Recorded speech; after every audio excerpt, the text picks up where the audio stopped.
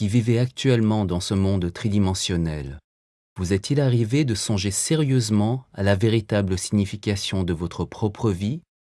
Si oui, quelle était votre conclusion? Il faudrait au moins d'abord définir ce qu'est la vie avant de pouvoir y réfléchir. Croyez-vous que la vie n'est qu'une période de quelques décennies qui se succèdent, de la naissance terrestre à la mort?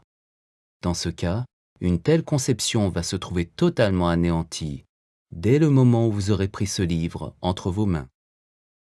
Si la vie était à ce point limitée, qu'après la mort d'un être ayant reçu de ses parents nom et prénom, il ne restait, en tout et pour tout, qu'une poignée de cendres et d'eau dont le volume ne suffirait pas à nourrir un chien, et des restes dissipés dans l'air sous forme de gaz carbonique et de vapeur d'eau, alors quel objectif se donner pour continuer à vivre et à faire des efforts? Et à quoi bon tant d'études, de peines, de tentatives d'amélioration et de rêves?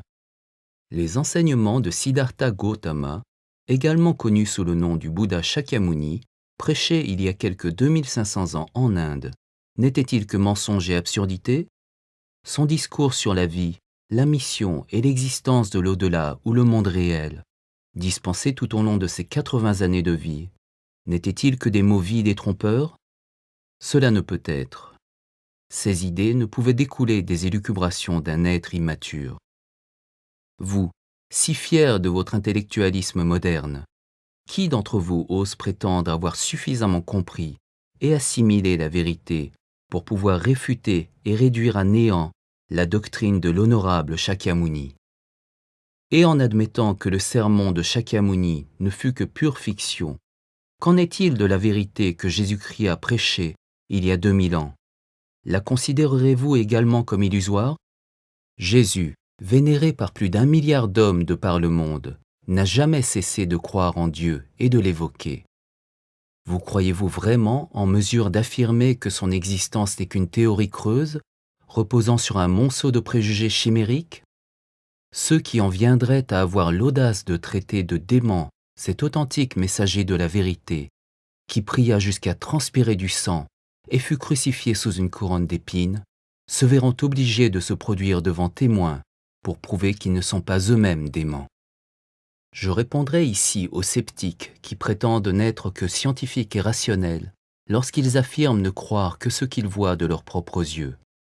Avant de parler, découvrez-vous vous-même et saluez Shakyamuni et Jésus-Christ, ces grands esprits incarnés que l'humanité n'a cessé de révérer depuis des milliers d'années. Si vous avez l'insolence de vous moquer d'enseignements qui sont encore suivis, prouvez donc d'abord votre supériorité sur ces grands esprits par votre caractère, votre vertu et votre intégrité. Personne n'est à la hauteur d'un tel défi. Aucun être humain n'a su pénétrer la vérité aussi profondément que Shakyamuni, qui a connu l'illumination suprême, et Jésus-Christ, guidé par El Cantare, le corps originel de Shakyamuni. Ouvrez grand votre cœur et soyez humble pour découvrir les véritables enseignements divins. Ceci constitue aussi la base de tout esprit scientifique. Dans l'existence, toute recherche finit immanquablement par rencontrer la main conductrice de Dieu. Les indices de sa présence sont disséminés tout au long de notre vie. Naissance et mort constituent tous deux les indices les plus importants. Mais Dieu nous entreapparaît aussi au moment où se manifeste la maladie, l'amour et le désespoir. Qu'est-ce que Dieu? Je consacrerai chaque page de ce livre à la question.